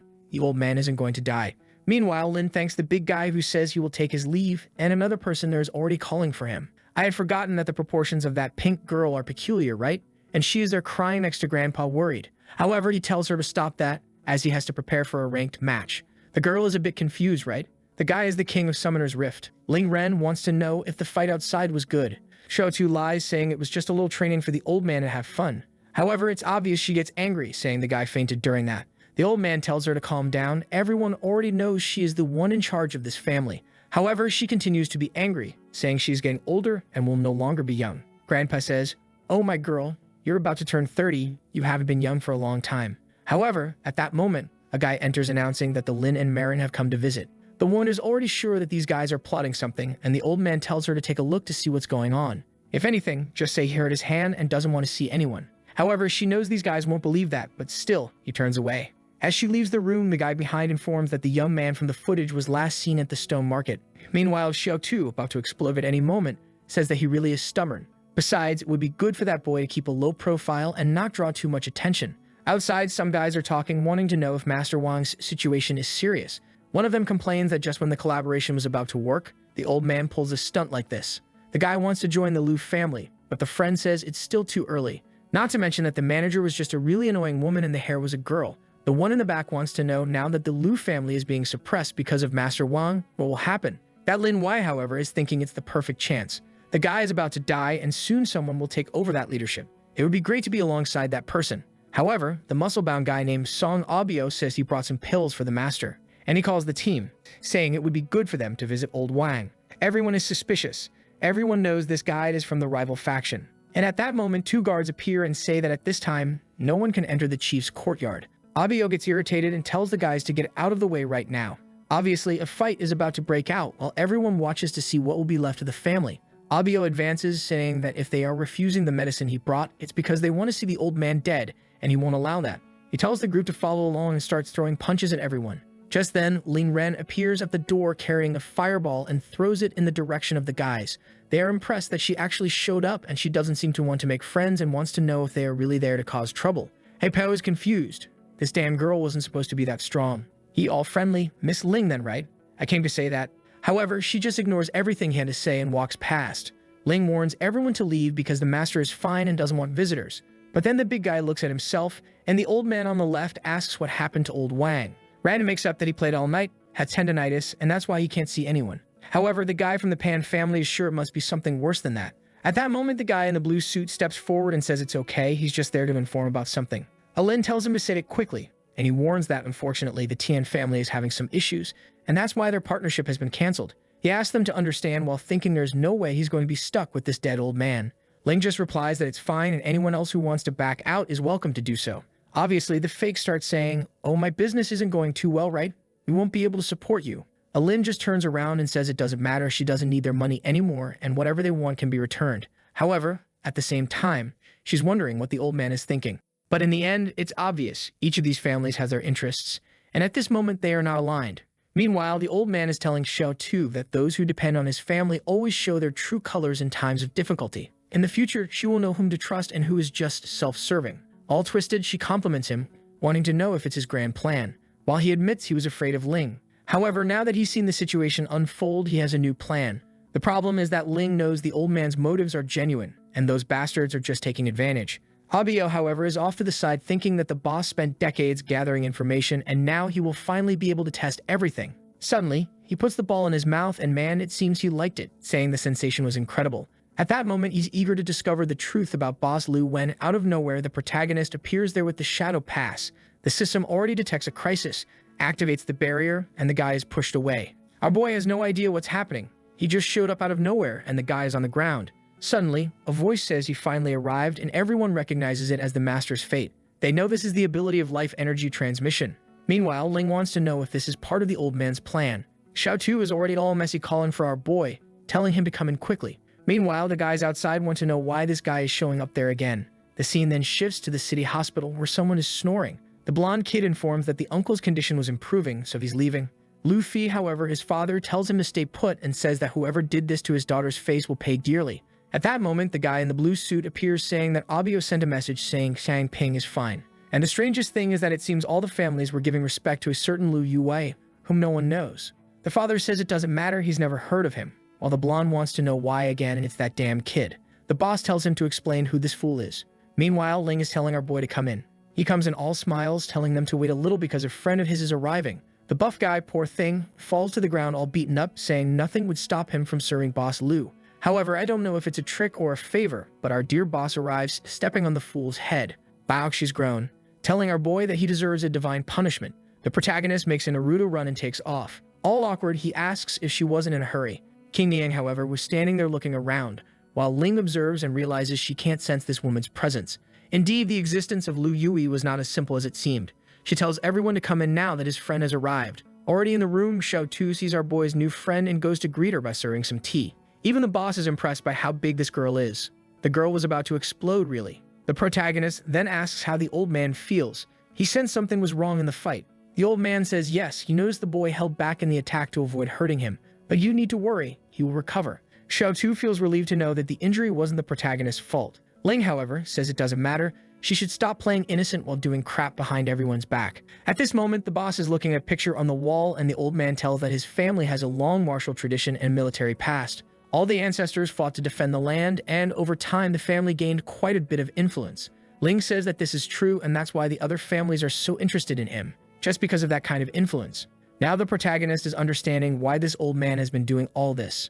And Ling thinks that the old man connecting Xiao Tu with the boy was part of his plan too. All this to ensure that he wasn't one of the traitors interested only in destroying the family. She believes that the old man, right, made a great fourth-dimensional chess plan, but obviously, right, that doesn't make any sense. And the old man tells our boy that those guys are all wearing masks, while it's much easier to negotiate directly with him.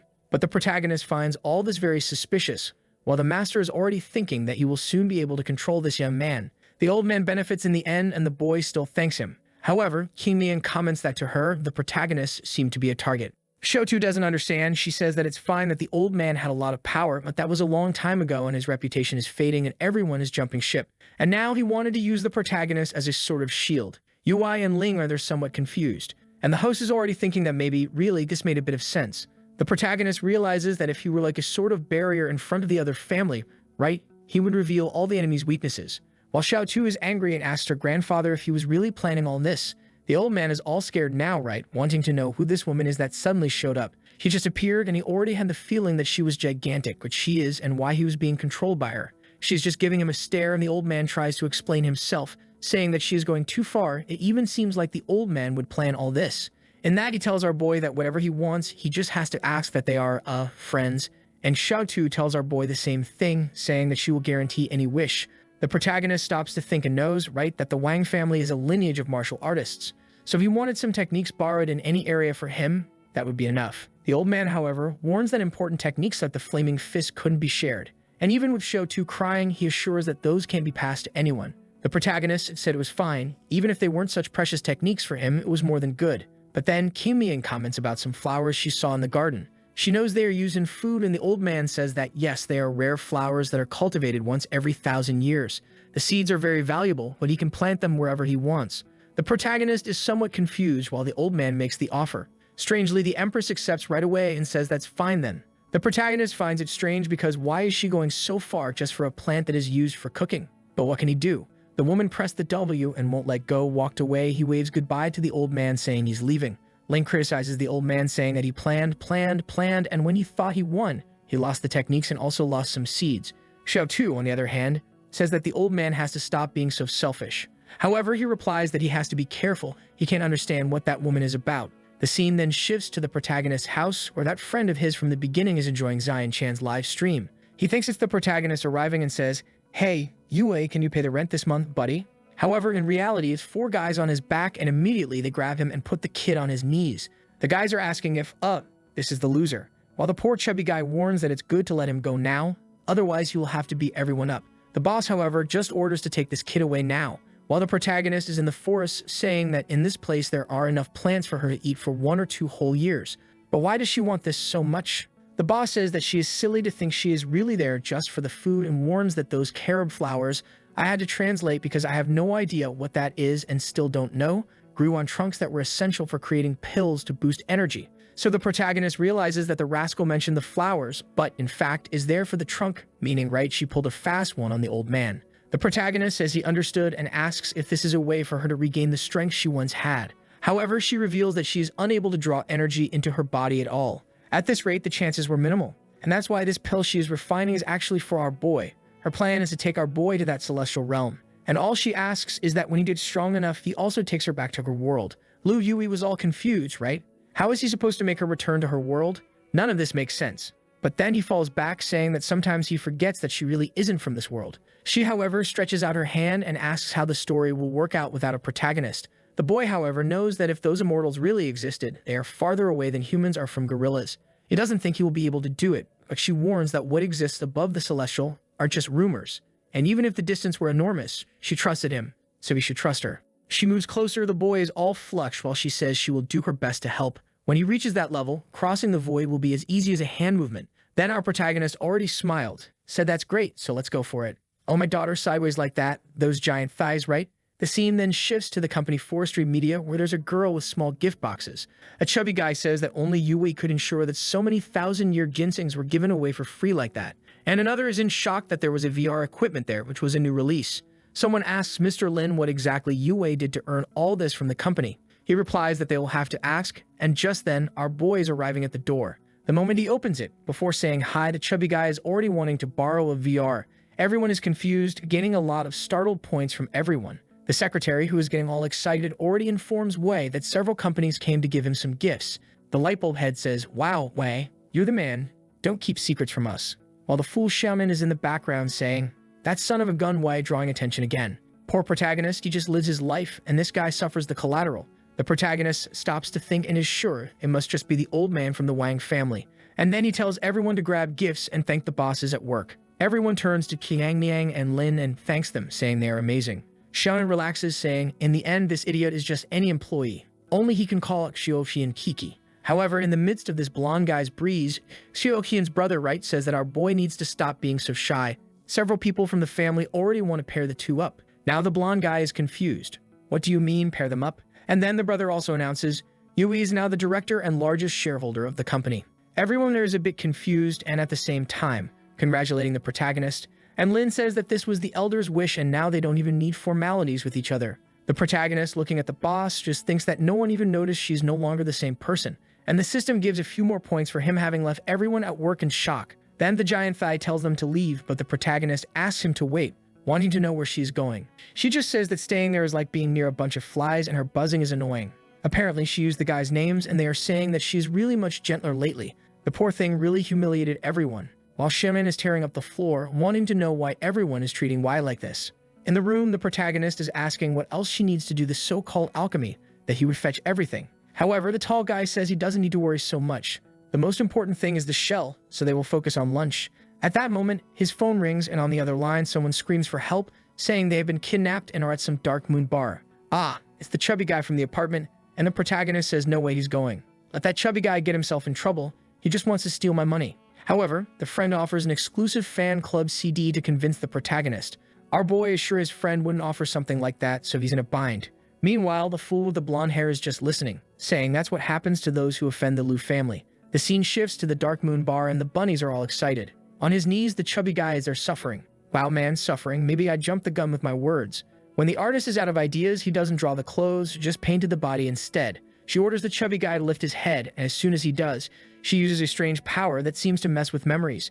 She asks if he remembers anything, and he replies that he doesn't, because he blacked out when he was kidnapped. She then tells him to tell everything about that certain person without revealing who he is. The guy starts talking about how they are close people, having known each other for a month, when suddenly, a bunny opens the door and tells the madam that Lu Yue has arrived. She then tells them to stall a bit while she finishes extracting the information. At the night farm, the protagonist is entering and the bunnies are hopping around. Even King Niang thinks the clothes are daring, but it's not for nothing, my warrior, you're on another level. The first bunny of his wild territory approaches our boy. From a very curious animal breed, she clings to our boy, clearly showing fear. However, our boy says he's not in the mood for Zootopia today, and he yanks the arm of the fierce one. Oh, what's this? Threw her on the ground and even told her to explain where the so-called god of wealth who rules this place is.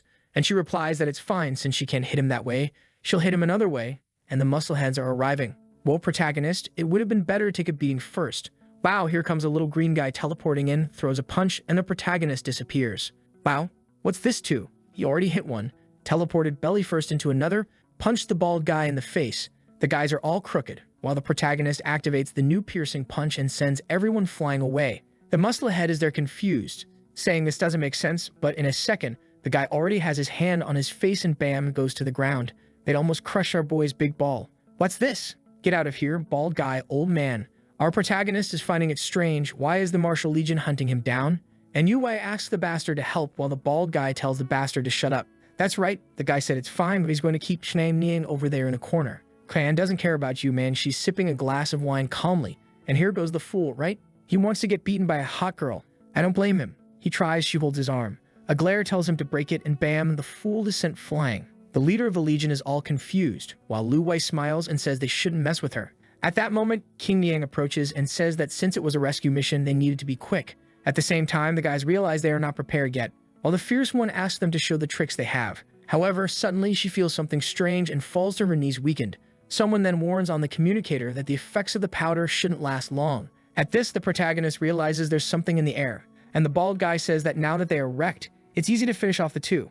However, the fierce one pulls him into her lap and she, oh my god, what are you doing? Hey babe, relax, I got this. Just stay up there. He lifted her off the ground and placed her there. Charged in, punch. However, the bald guy seems to teleport. When the guy in the red shirt appears next to the protagonist, he unleashes a flurry of punches that looks more like a hurricane of bullets. However, the dude used Killua's technique along with another one. Look, they're spinning around our boy. No one knows where they come from. When suddenly, the two are coming from each side, the guy tries to attack again with a big punch to our boy's face, but now he raises the shield and not even the guy's sword goes deep. Whoa, and the guys took collateral damage, okay. Both went down. The dude is shocked, wanting to know how their physical strength was destroyed like that. Meanwhile, Wei says that despite all their little show, he still has the advantage. The vacuum-packed girl, a beautiful sight, is getting angry seeing the so-called barrier of the Golden Bell, and the protagonist tells them to hand over their friend quickly, or the trouble is going to get serious. But suddenly, a flashback falls to the ground. Whoa, the hand goes to what matters most, throws it in his lap, and let's get out of here. Ma'am, the drawing was of a flashback, but in the end, it was a smoke bomb. This isn't a lack of talent from the artist.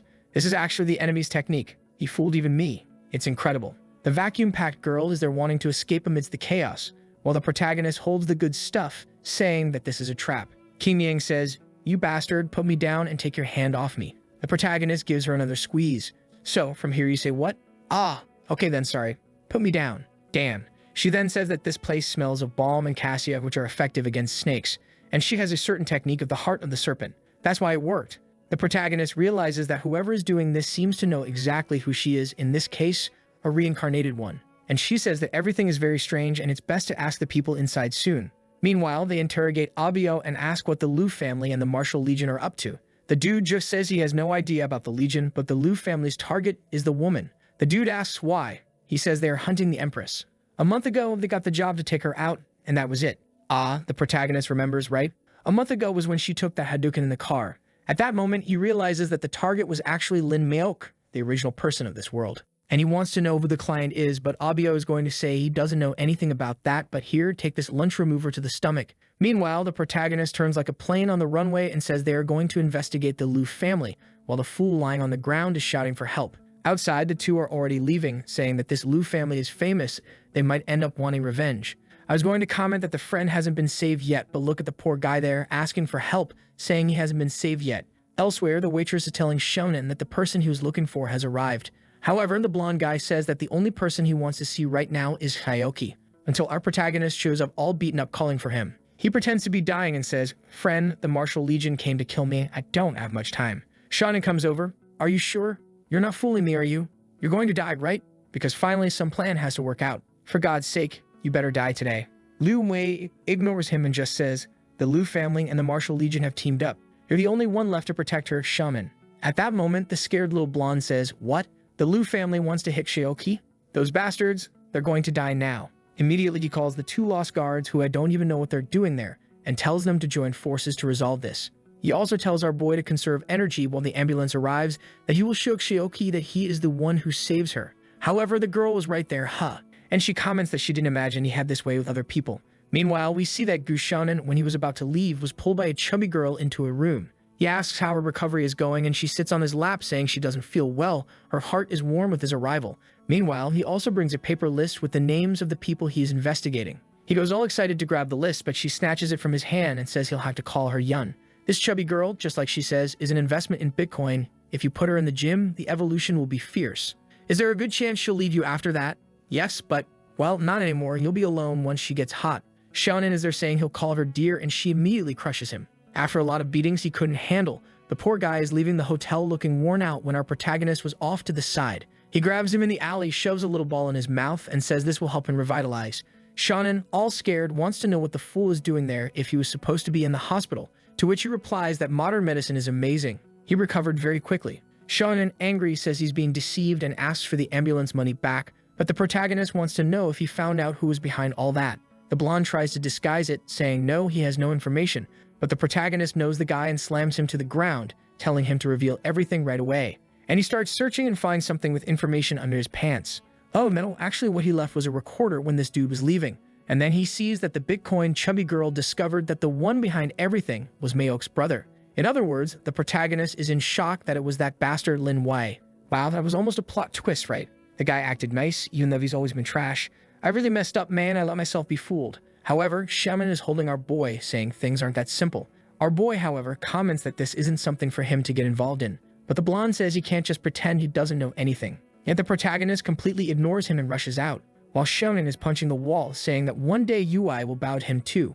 Back in the office, the protagonist is hunting for some information. He discovers that Lin Wei caused a huge loss for the company, and that's why he wants to get rid of his sister to use her as a scapegoat. At that moment, she walks in asking why he didn't just call and let her know. She comes in all red wanting to know what a mere mortal was investigating. The protagonist finds this a bit strange and asks why her face is so red. At that moment, she puts her hand on her forehead and says she has a perfect solution. Right away, the protagonist notices her weird heart-shaped eye. She had been taken over by the other personality. The Sisuk mark even appears on her shoulder. The protagonist is sure of it. However, the fierce one doesn't stop, right? In the recliner, the position is like a chain. And the weird one still says that the last time she tested him, he was kinda out of nowhere. Now he's getting so threatening. To not use another word, right? She says like tough. He's confused, wanting to know what this test business is. And the fierce one explains that she is a soul weapon that is separate from the body, basically another spirit. And it was the witch herself, Maok, who saved her. In a flashback, we see Maok all Empress-like, right? Looking at a rare artifact. Wow, but she just broke it and said she wasn't interested in that. The moment she broke the dog's soul, there was nowhere to go, right? And she looked for a body to use as a vessel. The fierce one sat down, opened the shells, and started that huge cultivation. She absorbed along with that all the resentment that Soul carried. The evil spirit tried to dominate her, and said that if she couldn't handle it, she should just give up and surrender. But obviously, right, she survived and ended up managing to use her as a weapon. The protagonist asks if carrying a soul also means carrying emotions. King, however, just ignores him and holds him, saying they should go somewhere else. Then she shows the ingredients and explains that they are to make the so-called purity pill that will help him. The protagonist replies that he has no idea how to do that, but she takes his hand and says it's really easy. The protagonist asks, "What are you doing, woman?"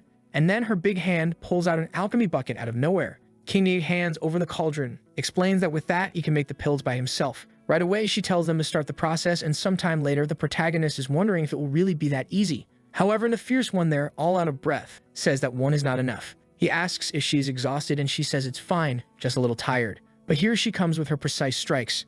Out of nowhere, she who was sitting stumbles in his direction, asking for help. The protagonist, however, doesn't care at all, just puts her on the couch and consumes the pill. At that moment, he is enveloped in a strange golden smoke and realizes he is nearing the level of a great master. Now, with this, he would finally be able to deal with Liu Wei. The scene shifts to Liu Wei himself, arguing with his uncle about that damn investment he disapproves of. He's telling his uncle that investing in martial arts is essential for them not to sink. However, the uncle tells him to shut up and warns him that he is still ahead of this family. At that moment, a secretary there says she brought him tea to calm down. He thanks her, takes the tray, but throws something suspicious without the uncle noticing. He hands it to his uncle and asks him to please reconsider the investments. And with that, he leaves the room, obviously thinking that this damn coward only cares about protecting the little he has. When that bastard dies, he will finally bring the Lin family back to glory. Back in the room, Shonen is there to talk to him. He then says he wants to team up with him to take down Liu Wei. However, Lin maintains his facade, saying he likes the kid Yue a lot, so why would he want to take him down? But Shonen just says he knows everything. They could team up to get rid of that kid soon. The scene shifts back to Zootopia, right? With the bunnies eager to work all day long. Meanwhile, the guy opens the door and says that Yue had invaded the place. The henchman just tells him to let him in already while praising Shonen, saying that this plan is really perfect. And let's see if it's really perfect, because the protagonist barged in kicking the door. He immediately comes face to face with the bunny and two lamps coming his way. At that moment, Shonen says that the fool is screwed and warns that they can escape through a secret passage. The lamp tries to shoot, but his weapon looks more like a Nerf gun. The protagonist easily disarms two in a second. Crazy. And at that moment, Shonen gives Lin a hit on the back, fooling even us, right? Lin is all twisted, asking if he has gone crazy, while he grabs something and says he can't stand Liu Wei, but he also can't forgive a bastard like him who wants to harm Maok. We see the moment he punched the wall, saying he would kill Yue. Our protagonist told him to just say what he wanted and ask for help. That's when they devise the plan. Now, Shonen smashes Lin's face, saying that this bastard deserves a beating. Crazy, but the vacuum-packed one suddenly appears there with a knife in hand. She tried to launch a beautiful attack on our boy, who dodged. Wow, but she was immobilized. Damn, I thought she was more powerful. What's this, protagonist? Immobilized, but what position is that, man? Are you scratching the girl there? And she wants to know who he is, how he knows about the Empress, but the protagonist just warns that he will have to see who is behind that mask. Upon removing it, he remembers he has seen this woman before. It was the one who threw the smoke bomb back then. The vacuum-packed one, however, is starting to feel the poke and wants to know how long he will keep holding her in that position. The protagonist realizes that this fight was different from what he imagined and lets her go, apologizing. However, he's a fool, right? Because as soon as he let go, she tried to launch a spinning kick. However, in the end, she got screwed again and ended up in an even worse position. While the protagonist was pinning the vacuum-packed one, the fool Shonen was there, dominating the kid. However, he is so stupid that he managed to hit the side, raise his arm, and take a hit on the head. Wow, but Lin Wei was all messed up, getting up, saying he would have to flee to the east area. In the memory that the vacuum-packed one wants to escape, our protagonist won't let that happen. She then stops and says he is too curious and will give a reward for him winning. And out of nowhere, she says she will tell a story. She was a sword dancer who performed in the moonlight, a young woman from a noble family who wanted to run away with her beloved. However, after the escape, things did not go as expected and another man was waiting for her. In this, apparently, the husband was killed and she was captured. The buyer was a sinister forger who kept her in prison to be the moonlight dancer. She was then forced to become an evil sword full of hatred and went around stabbing everyone. Until one day, Lin Maok appeared, stepped on the gigantic sword, and told her to stay still, no longer to kill anyone. The protagonist realized, right? So she was the soul of a sword. And the rap one says yes, she's only telling all this because King Niang seems to trust him. Suddenly, she clings to our boy and asks if she can share this body of vitality. Now it's time for our boy to recoil, wanting to know what this business is. However, she says they would be perfect to break a connection. The protagonist, however, is going to say that he thinks she won't withstand this connection in the more spiritual sense, when suddenly, some samurai guys appear there. But in this, the rat one steps in front and says that this person cannot die yet. Even so, Lin orders to saying that the two should die then. In this, she then says it's okay and warns that she will reveal her power. Suddenly, the sword begins to emerge from the middle of the chest, while the protagonist is activating the piercing light punch and sends it in the direction of everyone. However, he is surprised. The blow that normally finishes everyone off had no effect this time, and the exhausted Lin Wei warns that the Ronins there are, at the very least, at the level of a master. Hiring them was extremely expensive, but now, finally, the bastard was going to die. However, in this, the rap's sword comes flying in front of the guys who seem to be trapped in a strange aura. The guy next to him tells him to attack already, but he already has the sword in hand. The guy insists, but obviously he gets cut. At that moment, she had taken control of his body and started massacring everyone. The crazy thing is, the rap one is there controlling everything. I thought she was on our protagonist's side, but suddenly she comes to attack him, and he is in shock, especially since she just defeated numerous masters. In this, she sends a barrage of punches at the possessed bastard. However, the bastard protects himself with the sword, but the protagonist, from one second to the next, uses the shadow pass, appears behind, but even so, the guy turns in time and hits the hilt of the sword in the middle of the poor guy's ribs. Mentally, she tells the boy that he has no way out and gives two options. Either he would help her get rid of King Miang's curse, or he would be turned into a corpse. She comes to deliver the final attack, but the protagonist approaches and grabs the hilt of the sword, saying he chooses none of those. However, upon making contact with the weapon, he manages to understand what the sword really wants and her emotions. In this, he pulls it from the guy's hand, saying he understands that she just wants to be free and take control of her own life. He uses the power there to start dissipating the evil energy. The system alerts that he has unlocked the soul form and earned a reward. The protagonist then makes a cut on the last one left, and in this, he falls to the ground releasing smoke. The rap one then appears beside him, saying that yes, he won, but does he feel good? For her, trying to modify his soul trapped in an evil sword was very naive. The protagonist, however, gets up and says that he doesn't need to change anything. He understood everything when he grabbed the big sword. The crazy thing is, out of nowhere, the mad woman wants to lick our boy's neck, saying that now he will beg for his life. But then Kim Ying appears, saying she saw that she changed her appearance but always knew who she was. In this, the rap one says she knew she would end up in her hands again. And then Kim Ying calls for her and starts absorbing the woman. Our protagonist is going to say not to do that, but suddenly, wow, everything disperses. The protagonist is a bit confused, wanting to know what kind of nuclear explosion that was. And then Kim Ying says that recovering that soul would restore a bit of vital energy. However, she cannot control this power and therefore refuses to be dominated by it. That is why from now on, the vacuum-wrapped one is free to live as she wishes. However, the purple one warns that she will not thank her for being spared, but rather that she will take everything from her. The boss tells her to try to do whatever she wants, and then the fierce one gets up, runs at our boy, grabs him, and bites him. The Empress didn't imagine that this was what she wanted to take from her. And in this, the two are staring at each other. The protagonist got caught up in the romance. The racked up one says she now understands what she's been feeling for so long. And the boss is all flushed there, right? Asking what she's talking about. While the villain warns that the next step is to do something a little deeper. However, in this, Kineg throws a little jab there, forcing her to take revenge and says she better be careful, or she will be killed. That's for sure. But in this, the feisty one says she is leaving. She is eager to live as a human after hundreds of years as a soul, and jumps away saying that the next time they meet, it will be them asking for forgiveness. The protagonist is a bit confused, right? But says that apparently they didn't come out losing in this, maybe. He wants to know what that business was about that she mentioned regarding synesthesia. Clearly, the boss seems a bit scared. Wow, the Shade's panic has already started. She is their all. Oh, it was just a kiss. So why do I feel so weird? That sneaky one, how did she have the courage to steal that kiss? When suddenly, Shannon appears there as the head of the family, the guy who was poisoned and needs help. The protagonist is already in the room, but says it's a mediocre poison, just like Lin's plans. It wasn't hard to get rid of. The uncle thanks him and says that if it weren't for the boy, the Lin family would be lost. The protagonist will explain that it's Lin Wei behind all this. And the boss says that that bastard deserves everything bad that happens to him. That kid was ambitious, but he didn't expect him to try to poison him. He thought this time he could hold him back with the help of the Romans. But who would imagine he even bought those guys? Kaiming agrees, saying it's a shame to use the warriors like that in these matters. Indeed, he had crossed the line. And the protagonist already knows that if those guys attacked him there, they must be infiltrated in other parts of the family and society. Someone in another house thanks the master, saying it's thanks to his help that the family is rising again. However, they better not disappoint them. The guy with the cut on his face says he lent the guards for Lin Wei and everything will be fine. They don't have to worry. The boss, however, says he needs to take a look at what's happening and activates a pentagram there, a hexagram. In the morning, our protagonist and the boss are leaving the Lin house. He then says that this title she has of Cruel Empress doesn't quite fit. She was a very kind girl. And that's why he wants to know, right? Why in the past did she take that woman's soul? Not to mention that he also saw in the memory that she didn't use that evil sword. What Miao tells is that it would be a shame to depend on an artifact like that. The protagonist says that it really is what he expected from her answer. And in this, he also comments that she's always talking about this so-called kingdom. So alright, he now wants to personally visit that place. Strangely, her heart races there and she is a bit confused as to why. She thinks it's that woman who affects her feelings that is acting somehow. And in this, she says goodbye to our boy, saying she is going to investigate. The protagonist is a bit lost.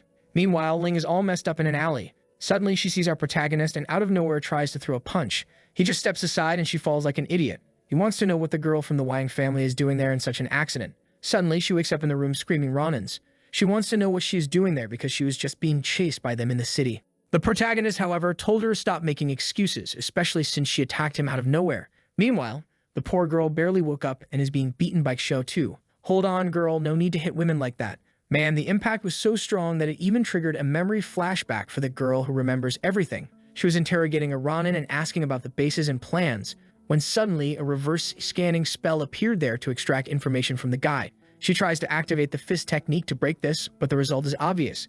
Back in the room, she says that in this, the Ronin disappeared and she tried to follow. The protagonist realizes that the Wang family is also investigating these guys, but for now he decides to pretend he knows nothing. At that moment, Wang appears saying he has already sent for the manuals he requested. The protagonist feels a bit awkward seeing the fierce woman getting up there, all messed up. And in that, Xiao Tu notices and says that if he wants, she has some even better photos. He feels a bit confused, wanting to know what kind of messed up offer this is. Then he turns to Master Wang, who says he will give Ling to him, but not as his second option. She will have to be his main woman. However, the protagonist completely ignores this and whispers something in the old man's ear, who suddenly tells Xiao Tu to go prepare some tea right away. He then asks what this issue with the flaming fist is all about. The protagonist, looking at Ling, says he doesn't know exactly how, but he can perceive the flow of energy. The system explains that since he leveled up, his consciousness has also been increasing. He then tells Ling that the master's fermentation is caused by the way the fist is creating hidden damage. The master is surprised that the boy actually discovered the problem with the technique, but tells our guy that there's no way they can abandon the flaming fist because of this family. But guess he is right. It is a dangerous technique that they even avoid passing on to anyone. The protagonist says that maybe Xiao Tu shouldn't learn this at all. However, the chief insists, saying it would be cowardly, and besides, Xiao Tu herself wouldn't agree. The protagonist then says that maybe the only option is to improve the skill. Both seem scared and say it's not that they don't trust the boy, right? But trying to evolve a legendary technique like this wouldn't be that easy. Well, at that moment, the gigantic Xiao Tu, I still haven't gotten used to it. Every time I see her, I think, man, I think the artist got a bit carried away, right? She arrives there carrying a little tea with a curious look. The master then says he will show something to Lu Wei and asks if he can really help. At that moment, a giant red stone appears and he asks what that is. The master explains that it is the martial approval stone, which in theory senses the artist's potential. Basically, only those who surpass a certain amount of power can learn the flaming fist. When the master touches it, they both end up in a blue place, and the old man explains that this is his spiritual sea, which is vast like the ocean. Ling also touches it, and it shows that her wave extends for over 1,000 miles. When Xiao Tu touches it, they say her talent expands even more than Ling's. She then tells our boy to try. However, when he touches it, nothing seems to be happening. Until suddenly, looking up, they seem to be in some kind of galaxy. The old man knows that this is the so-called Star Ocean. Even Xiao Tu is shocked, wanting to know how this makes no sense. It can be called an ocean if it's in the sky.